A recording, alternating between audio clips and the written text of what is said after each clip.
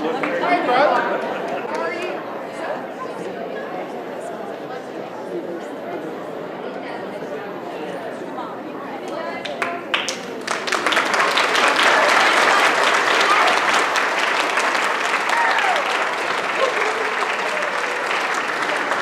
We are not going to stand on ceremony, and I'm not going to spend a long time introducing this person because you all know him. He's one of our hometown heroes. We love him, and we're so happy he's here tonight. And we're just going to give him the stage. He'll talk as long as he wants to talk, and he will answer questions because there's some high school kids here who have questions. We want to ask questions, and then he'll sign books, even though they're already signed. He will sign books as long as you want to stay. So, Ricky, thank you for coming home again today. Welcome home, Rick.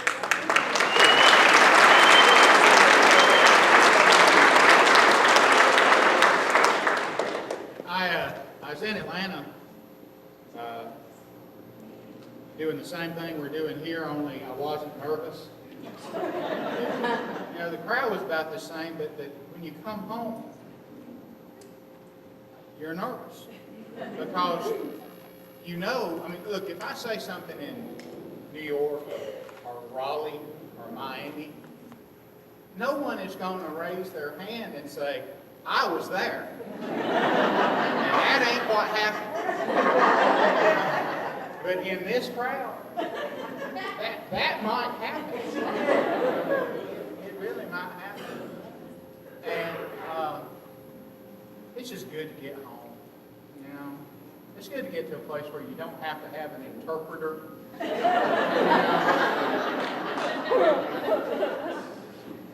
I was telling a story, and I said, part of the story was, hit me. And they said, what? H-E-P? What is that? You know, how we talk. That's how we talk. But you folks have heard me talk before, most of you, and I always say this, but I mean it. I would rather talk with you than talk at you. How is Mama? Is she okay? My mama had to have a little medical procedure begun, and I did what I always do when I panic. I called my sister-in-law, Teresa. She's okay. Are you all right? You sure? Okay. You need a beverage?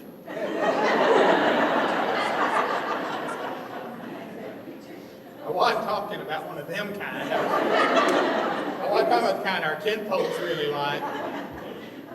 Not too long ago, I was here, and one of my cousins was mad at me.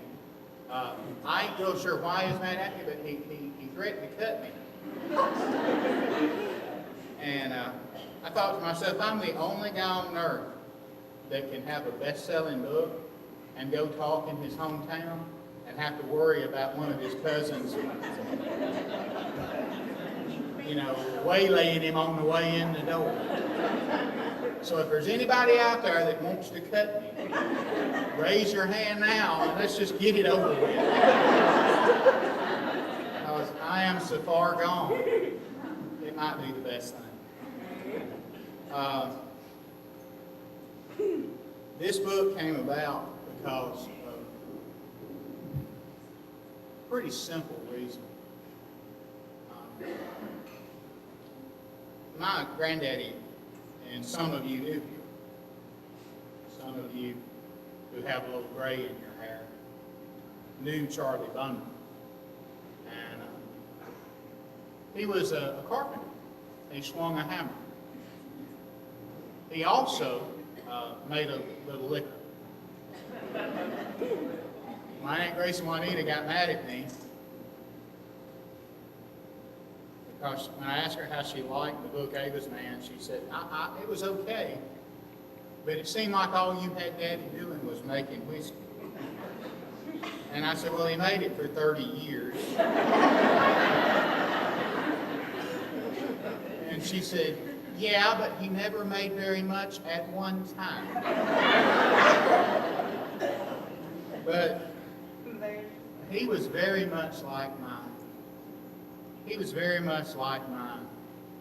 brother Sam. Sam you hand him the tool, and he will either fix or beat to death whatever you need fixed. He has my grandfather's tools on the wall in his workshop.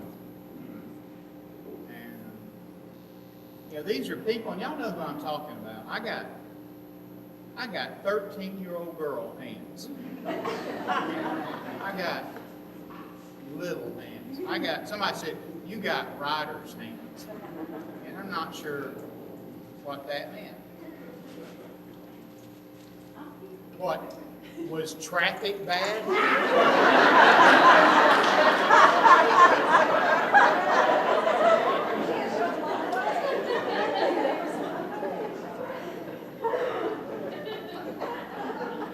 Last time I was here, somebody came in late, and I said, what happened? She said, it was hell getting out of Weaver.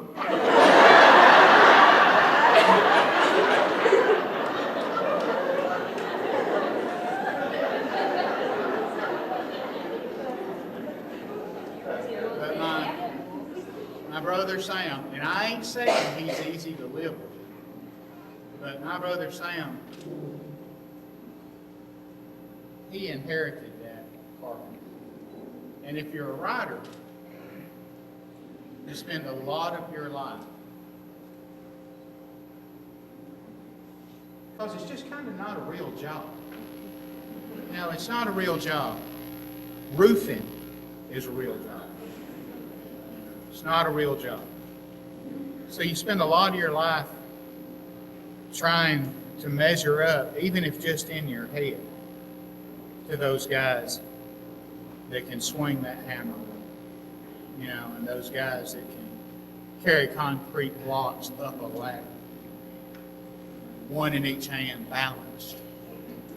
And I did it. I've done it all until all the people I was working for, including my brother Sam, decided that I was better at just holding the flashlight. Do we have any light holders out there? Right? You know what I mean? They say, here, Rick, you just hold the light. We'll dig, fasten, cut, repair. You just hold the light. But it is kind of, it's kind of embarrassing, I come from those men who are otherwise. They can catch more fish drunk than I could standing over a wash tub with a stick of dynamite.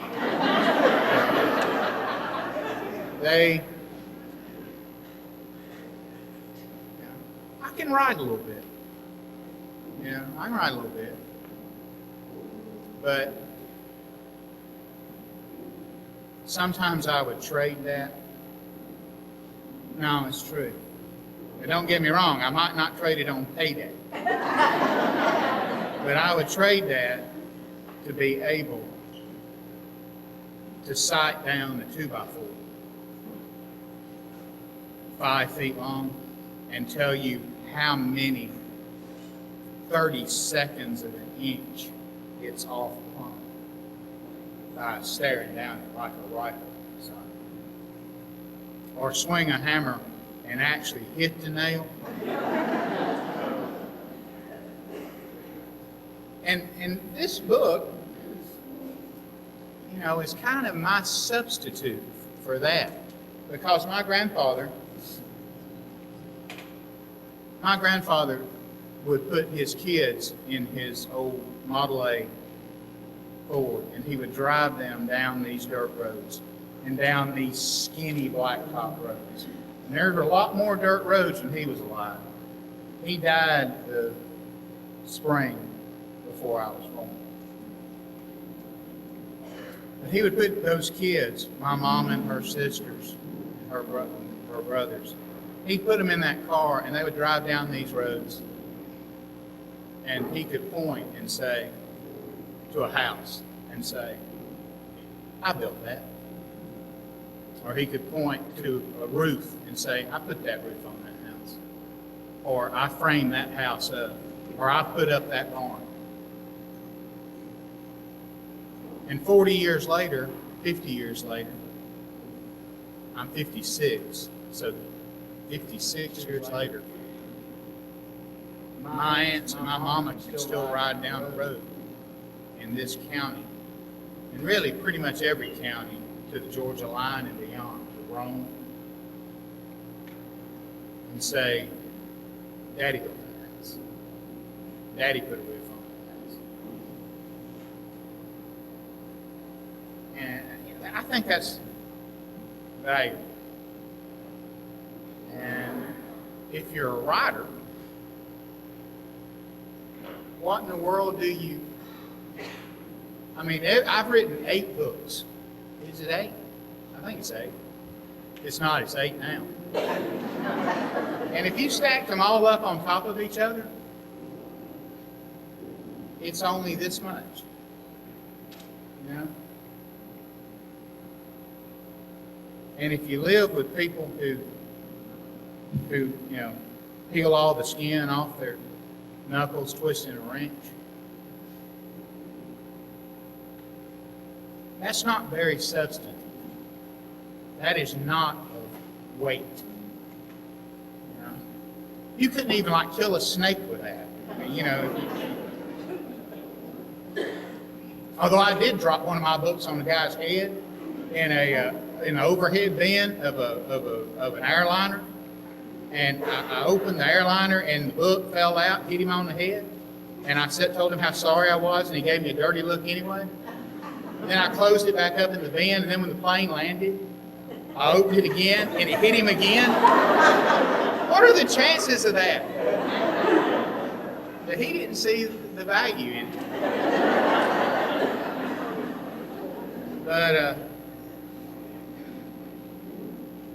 But maybe, if you do essays and magazine stories, and I do a lot of magazine stories, they're even less substantive. They're less of value and weight because they come and go. You know, some of you nice people have told me that you cut the stories out of some magazines and save them, and that tickles me to death because that's what you want to hear. You know.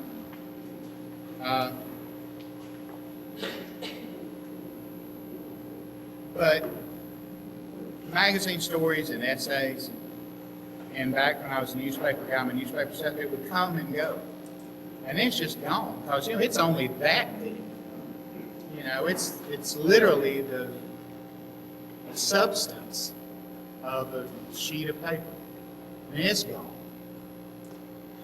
So, I guess this collection of stories is me trying to take all that, give it some weight. Take all that and put it in a hardback book, and about 30,000 of the words in that collection are new. And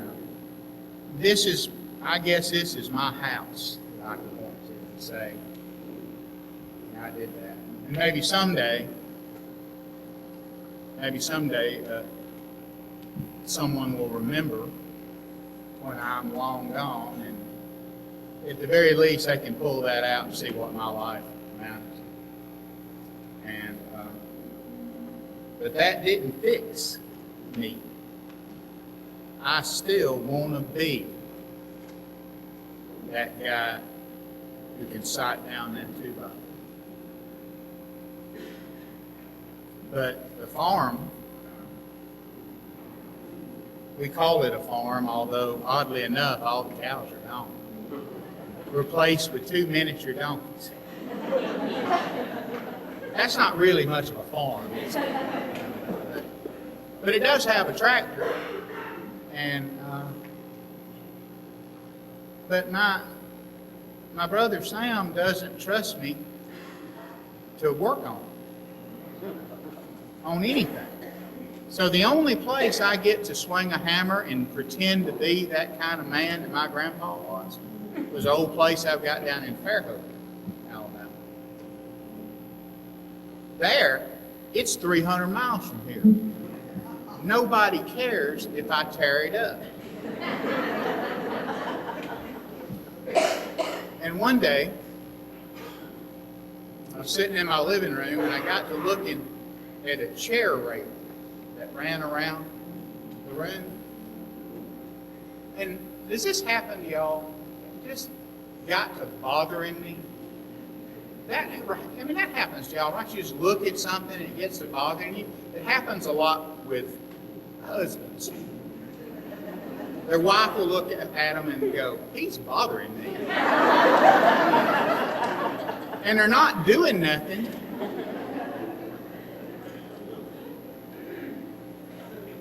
But I got to looking at that, and it was like boards, about like this. One by 8. And the more I looked at it, the more it bothered me. And I don't know about you, but everybody's got that little angel and devil, that rides their shoulders, And usually it's good and evil. But with me, it's optimism and regret.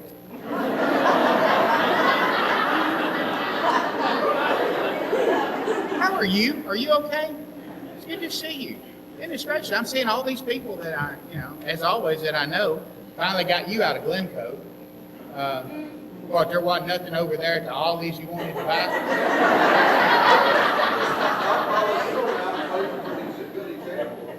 The sad thing about saying that you saw somebody at the Ollie's like 7 times in a row means you were at the Ollie's 7 times in a row. It's like looking around the table to see who hadn't bowed their head while the prayer is going on.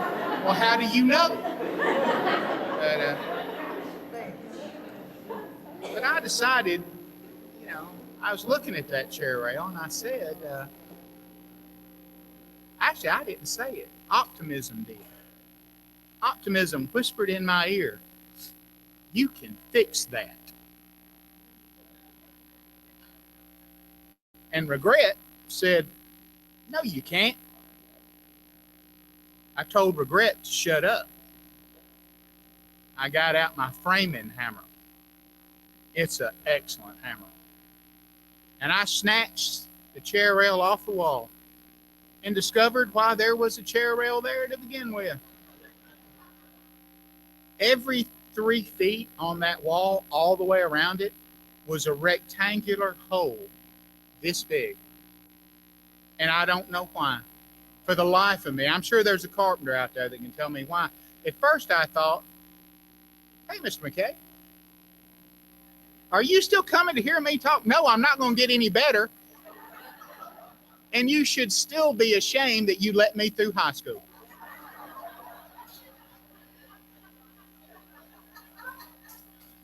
As a matter of fact, I'm going to start blaming you for unleashing me on the world.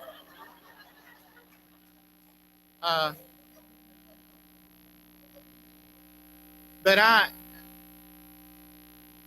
maybe they were some kind of fixture, but it had fixtures down low. Hey, cuz, you all right? Where's the other one? Yeah, well, that's church for us is code word for something else.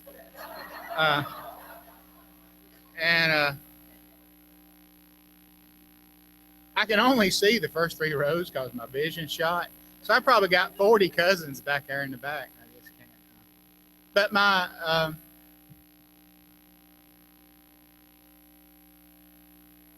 I looked at the holes, and optimism said, you can even fix that. So I got me some glue. And don't say, oh no, you don't know where this is going. I got me some glue, and I cut some. Now this paneling is not. It was wood panel walls, and it's a cypress house. So I didn't want to just snatch it off the wall and hang, put drywall up. I wanted to save it if I could. So I got me some patches, and I cut them. I knew I wasn't good enough with a saw to cut a patch to fit precisely. So what I did, and you can't just find this stuff anywhere nowadays.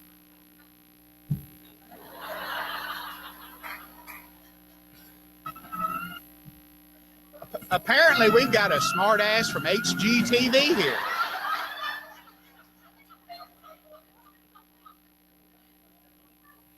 So what I did, I cut my patches. I cut my patches an inch too big, an inch bigger than the space. Then my plan was to glue around that inch of space that would not show, that inch of space, glue with something that would hold. And I went to the Ace Hardware store and told him what I was doing. And first he gave me that derisive thing that y'all just did. And then he said, you want Gorilla Super Glue. So I put, I mean, think about this. I Gorilla Super Glue a line all the way around. Then I had to slip it inside the hole and pull it up tight against the back of the paneled wall. Okay? That would leave a depression but that could easily be filled in with wood putty. So, because I'm real smart. You remember, I'm even smarter now than I used to be. And people going, thank God. But the problem was there was nothing to hold to. Do you see what I mean? There's nothing to hold to pull the patch up tight. But I'm a genius. So I got a little tiny screw, really sharp, pointed, ran it just 2 rotations into the patch, and that gave me a handle. So all I had to do was stand there and sing my favorite Merle Haggard song until the glue set. And once the glue set, all I had to do was twist by hand, twist the screw out. The patch is permanent. Then all I had to do was fill the depression with wood putty, sand, and paint. First one was beautiful. It was remarkable. But you don't get ahead of me. So the next thing that happened, I thought, well, if the first one works so good with that much glue, then how much better it would work if you put twice as much. So I did. And I put the screw in and I stood there holding it, but I got to kind of, my mind began to drift. And apparently putting twice as much glue on the upper part of the patch was a critical design error. And as I stood there, the glue ran down. And when I finally thought about it, I didn't feel it. When I finally thought about it, I had glued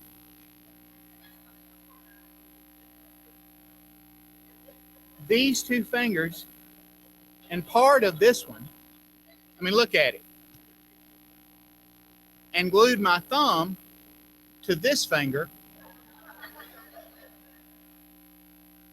and the screw.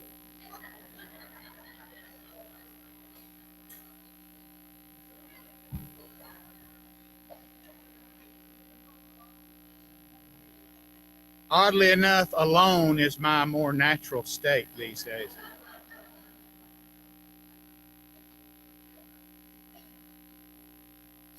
So I pulled, and y'all can laugh at me all you want to, but I guarantee you that when we sign books, 14 of you will walk up and say, I did that.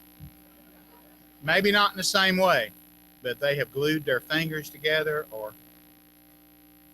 Well, I didn't panic because while I am not the man that my grandfather is or that my brother Sam is. I'm not a sissy. I've been shot at in more than one country. I covered the Pakistan-Afghanistan border. I covered Haiti when they were killing people. as quick as you could draw a breath. And I survived that and worse. And so I wasn't going to let a patch of glue panic me. But after the fourth or fifth or sixth tug, and all that happens is a cracking sound inside the wall, I began to worry.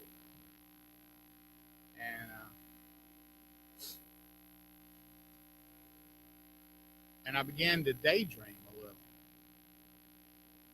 You know? And I thought, I called on the deep recesses of my faith. And I said, what would Marshall Dillon do? Because the television in my mama's house never leaves the Western Channel. Marshall Dillon is closer to me now than any kinfolks I've ever known.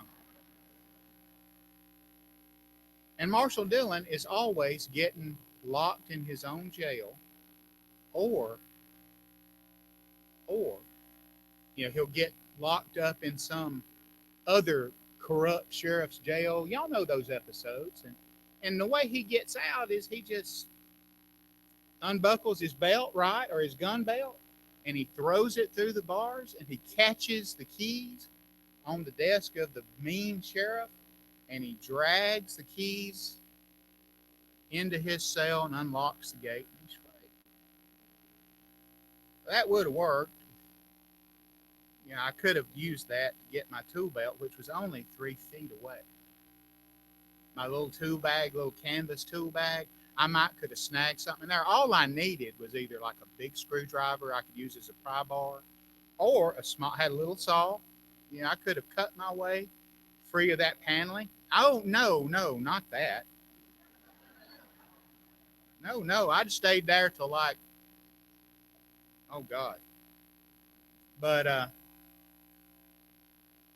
the problem was I didn't have on a belt. And the reason I don't have on a belt is because cell phones.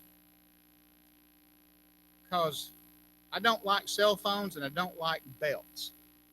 But for a while I had to wear that cell phone in my pocket. But I don't like belts, so I took my belt off. Well, what happens if you're walking around in a pair of loose-fitting Bermuda shorts with a heavy cell phone in your pocket? Try that at the Chinese buffet. When you're standing there, I ain't kidding. You're standing there with by the way, this is the highbrow literary portion of the evening. But you're standing there with a plate of pepper steak, but they don't give you a big enough plate for your auxiliary stuff. Your egg rolls, crab rangoon, they don't give you a big enough. So I needed 2 hands. I had this heavy cell phone in my pocket, and I scandalized several members of the Church of Christ.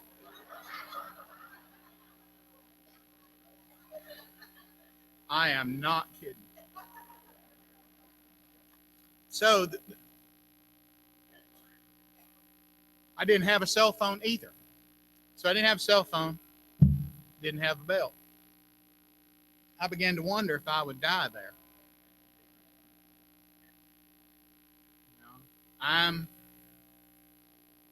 I'm glued to the screw and the patch.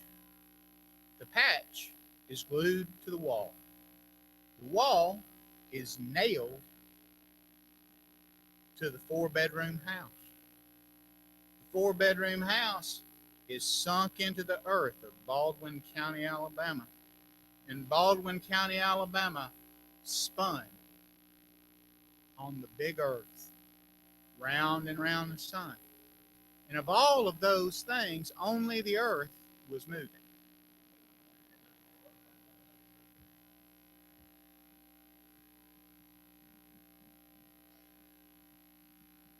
So I thought, what if I do die? What if I do die? I could just see the headline in the Jacksonville News.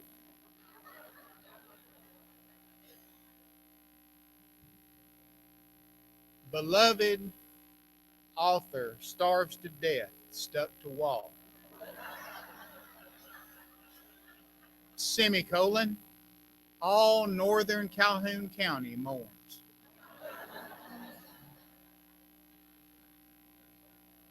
Or Fox News, what Fox News? Beloved author starves to death, stuck to wall. Semicolon, Obama blank.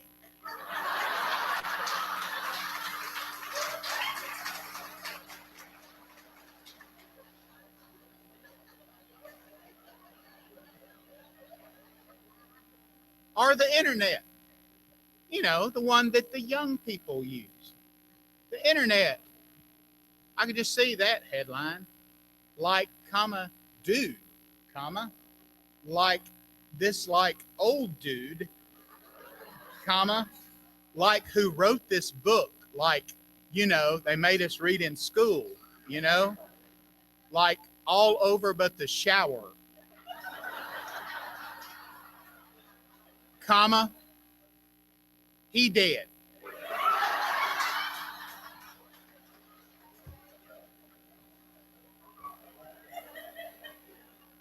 I still don't know what a damn hashtag is. This is a true story, and my sister-in-law will back me up on this. I do not know how to Facebook. I do not tweet. I am 6'2.5". I weigh 235 pounds. A 6'2", 235-pound man should not tweet.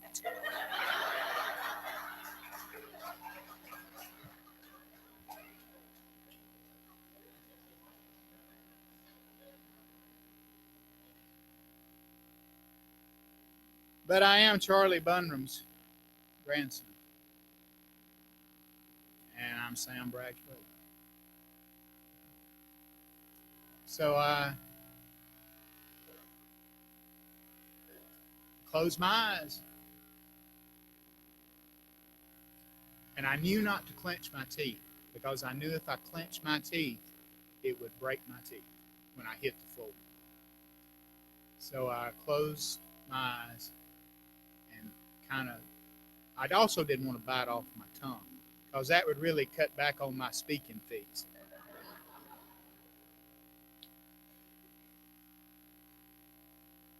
And I just tucked my knees and fell to the floor, making sure that I fell enough to let all my weight. And I came free. And it hurt. And I laid there on the floor for a good while looking at that patch. And there was a little bit of me still on it. And this would be a great story. I mean, it'd be a great story if I almost bled to death and had to drive myself to the hospital. If I had arrived and the paramedics had rushed me inside. It wasn't that bad. It just hurt a little bit. What happens with that glue, oddly enough, is that if you put too much of it on anything, it tends to soften whatever it's on. So in a way, it kind of softened that top layer of skin a little bit, made it less. Yeah, so that helped, but it didn't help the other layer. The other layer is what came loose. It was bad, but it's fine now. But I didn't. What do you do when you do that? Who do you call? Who do you call? Because you ain't going to suffer by yourself. If you almost die glued to a wall, you need some sympathy. I called my mama.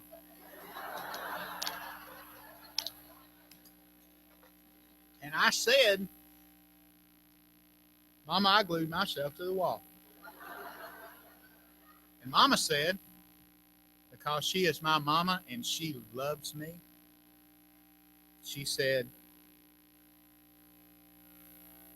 hon, that just happens.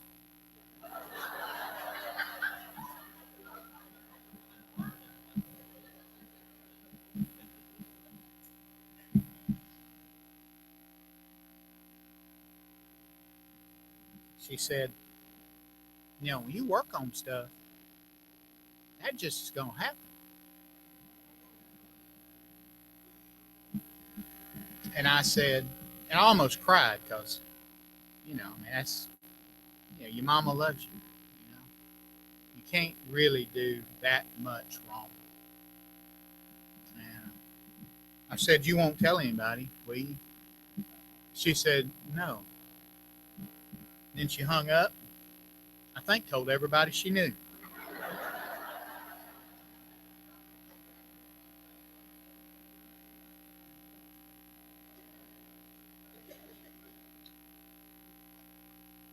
My brother Sam also loves me. So I figured if I from him, kind of get a pass from him, it'd be all right. So I told him.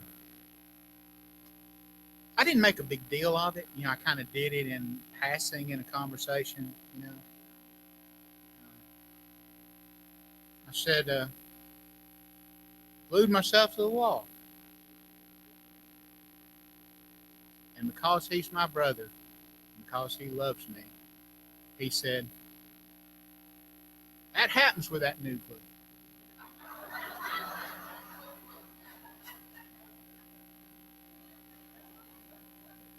And I almost cried.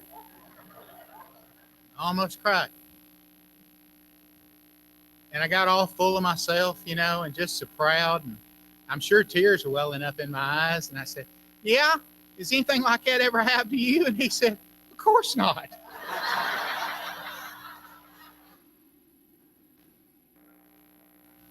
Or words to that effect. Anyway, it ain't something that I want to be known for. So I wrote a story about it and put it in the book. But you can't make people see themselves, and that's what makes these books work. Is people read them and they see in them their own people. And I think if you make a little fun of yourself, people are going to be more likely to admit that, yeah, I've been there. Like them 14 people that will tell me they glued themselves to knife handles, light fixtures. One woman told me she glued herself to a light fixture and the light fixture stuck to the ceiling while she was on a ladder. That's better than my story. That's better than mine. So, those of you who've heard me talk before know that, if you go to book events, you hear a lot of lectures. I don't read very much from my work, in part because if I read about family, I'll cry. And you don't want to cry in front of however many people we got in here. All the men will drag you outside and beat you to death. They don't want that sensitive gene to catch hold. So, why don't we, Dr. Turner, we got a little bit of time to go, just a few more minutes with some questions, right? And then we'll finish up. So, are there any questions? I will tell the truth. And if I don't know the answer, I'll refer you to one of my cousins in here. And there's yes, ma'am. Yes, ma'am.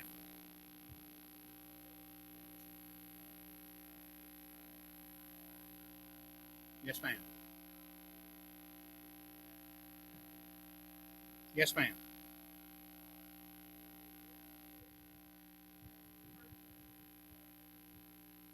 Well, that's good because the only deviled egg plate we have comes at the grocery store. It has pie tin written on the side of it. But the perfect deviled egg is don't cook them to where you could knock somebody's eye out with them if you threw them across the room. Peeled, But the white of the deviled egg can't be flimsy or mushy. There's nothing worse than reaching for it and y'all know what I mean, and having it come apart in your hand. So try to get the egg firm and not hockey puck like. Then the rest of it is real simple to me. You know, God gave us mayonnaise for a reason.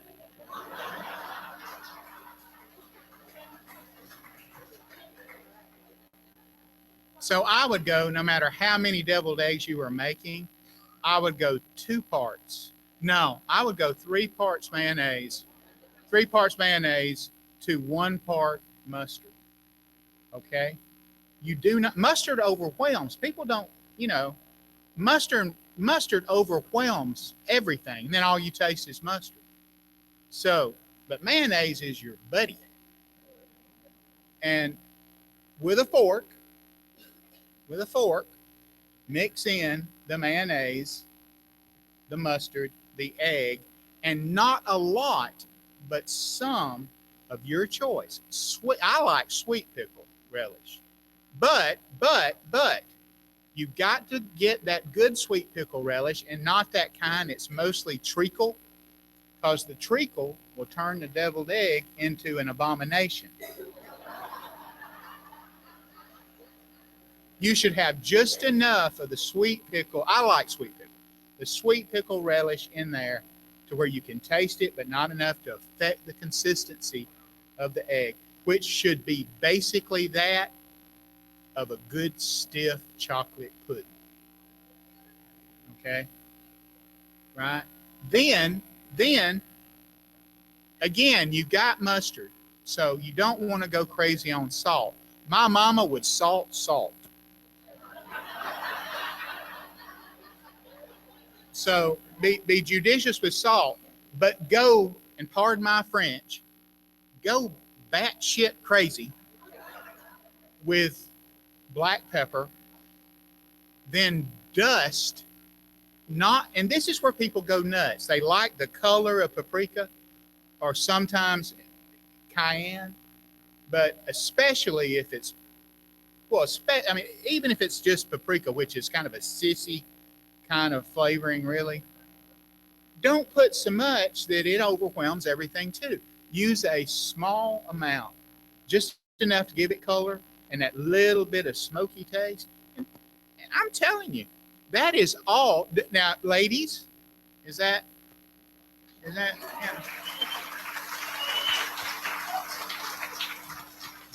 It don't hurt to let your sensitive man side come out every now and then. But does that sound good? Okay. Someone else? Wherever you want to go, Gina. It's a big room. We're going to wear her out. I'm from Sand Mountain, but I live in Huntsville. And weirdly enough, there's not a lot of Southerners in Huntsville. And Yeah. I get this question a lot. They'll go, well, where are you from? Well, they say it like Yankees. Where are you from? And I say I'm from Sand Mountain, but is there a good comeback for people? Because I used to be embarrassed by my accent, and then I just finally told them, well, somebody's got to talk like this, and that confused them. But what do you say when people make fun of I don't know. Well, first of all, I'm not any help. I'm really not any help for you because I can't stand people from Sand Mountain.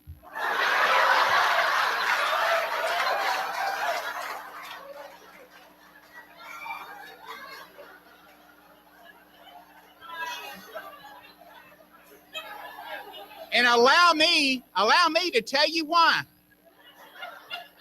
I bought a 1996 Ford Bronco XLT, leather interior, pearl white, from a car lot in Albertville. Yes, I know it was not intelligent. I think it had been stole 14 times. When it came time to get a tag, people just laughed at me, trying to find where it had originated at would have required the entire combined staffs of every CSI episode on television. So I'm a little mad at the people of Sand Mountain, to tell you the truth. Well, it's the car theft capital of the world.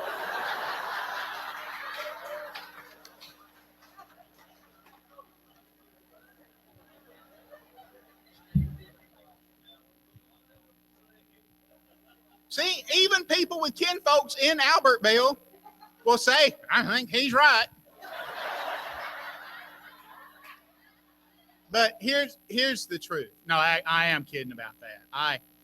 If you think you want to be mad at Albertville, remember, you got to go into Albertville to get the Catfish Cabin. Right?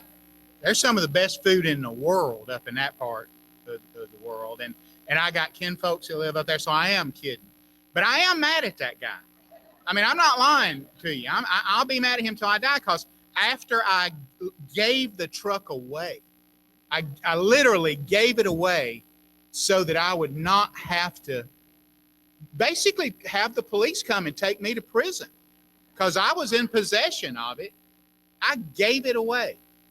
And it was so much trouble for the guy I gave it to, he gave it away. And 2 years later, I get a call from the guy at the car lot who says, hey, I tracked down that bill of sale for you. If I could have driven to Albertville and beat him to death with some like day-old fish from Catfish Cabin, I would have. But here's the thing to remember if anybody makes fun of your accent. First of all, you're talking about Huntsville, where the biggest structure in town is named for a Nazi war criminal.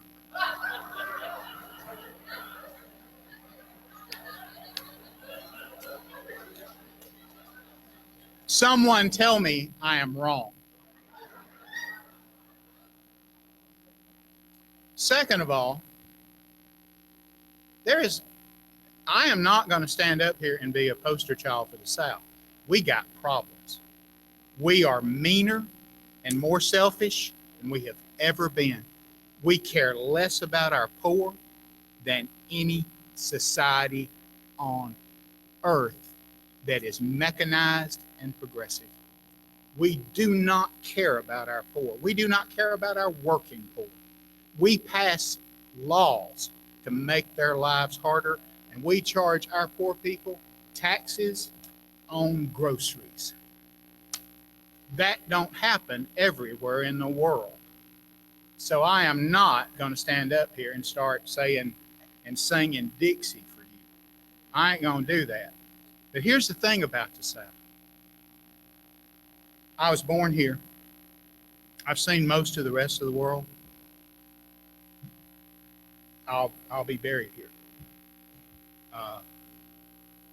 The South is like a suit of clothes that you get at a thrift store. You might get lucky, or you might always kind of itch and chafe a little bit wearing that suit. But that don't mean that you can start tearing pieces off of it, because if you start tearing off the pieces of the South that bother you, make you mad or sad or regretful, you will be naked in time. And I have always tried to write about what I thought.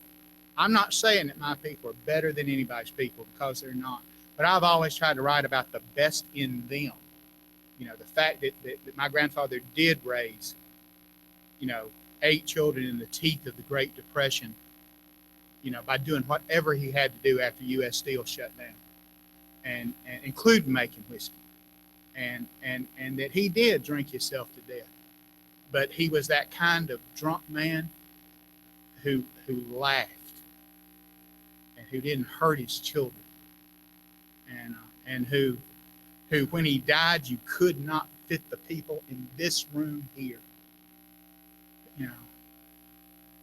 And I know y'all have all got people like that. And I wrote about, my mama, she makes me want to tear out my own ears. You know, she makes me sometimes want to just bang my head against the wall, but there's not a better mother on this earth. And I think that, right, you know, and that is being Southern. And that is being Southern. And yes, we make mistakes and we do things that the outsiders, insert here, Yankees, you know, they look at us and they don't, you know, they make fun of us. They do. And you know, when I went to New York City for the first time, the building I lived in had a doorman. I thought I was the Jeffersons, you know, but when he heard me talk, he would say everything twice. He would say, now, Rick, like I didn't know my own name.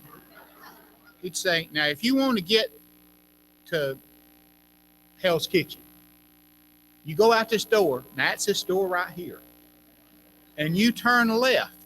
Now, that's left that way. Now, you stop at the corner because you'll get run over. And after you stop and the light says you can walk, you walk. And he did that because I sounded like Jethro. When I got my first book contract, and my agent is a woman named Amanda Urban. She's one of the best and most powerful literary agents on earth. And she took me on, I think, because she just thought I was rustic. And I went to see her in her office. True story. And I had on a new, everything I had on was new. And it squeaked. And I walked into her office, and here's this woman that's 8 feet tall and that big around and got long white, silver white hair that came back from her forehead like a lion's mane. And she had them kind of cheekbones that, you know, that you could cut bologna on. And she had, you know, real jewelry, you know, I mean, real stuff, you know, not one single piece that came from Target. And she had a phone headset on, and this was 20 years ago, so it had a cord on it. And she would it would trail behind her, and she would walk in her heels, you know, in front of her desk. And I walked in the room, and she didn't see me yet, and she would take that cord and she would whip it, like, shh, you know, make that shh sound. And she turned and looked at me with those piercing eyes, you know, that have made many writers just run out the door, you know. And she said, she was talking on the phone to an editor at the publishing house that would publish All Over But the Shoutin. And I can't do her accent, but this is what she said. She said, What? Yeah, he's here right now. Yeah. What? What does he look like? Oh, he's just adorable.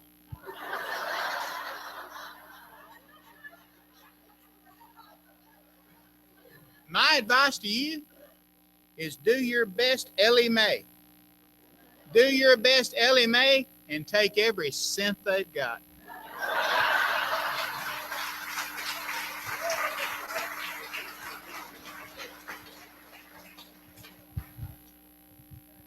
And all over the shouting, you say that you have a charmed life. Do you still believe that? No, charms wear off after a while.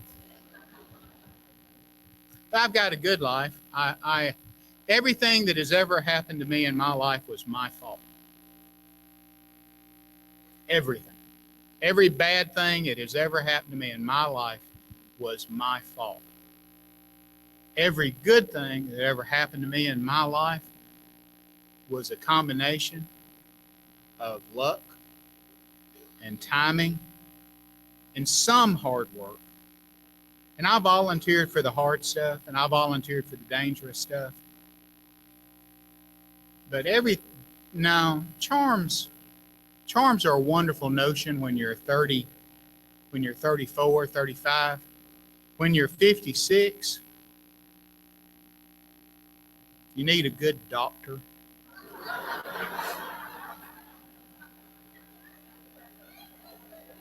But here's the thing. I have only one deep thought about living, and that is the oldest cliche in the world. You know, you really can't live every moment to the fullest, because then you'll be too tired for the next moment. You know? And you can't really walk around singing sunshine on your shoulder, because you need to get mad at this world sometimes. You need to get mad at it to beat it back when it's trying to take you down. So I think that you kind of ride it. You kind of ride it like you would ride a wave, or walk across a parking lot that's been iced over, and not, you know, I have messed up so many times in my life. If someone were to tell me, you think you can get through the rest of your life without messing up anymore, I would laugh out loud and then probably have a brain embolism. But here's the thing. I had a little bit of talent, and I think I squeezed the most that I could get out of it through effort.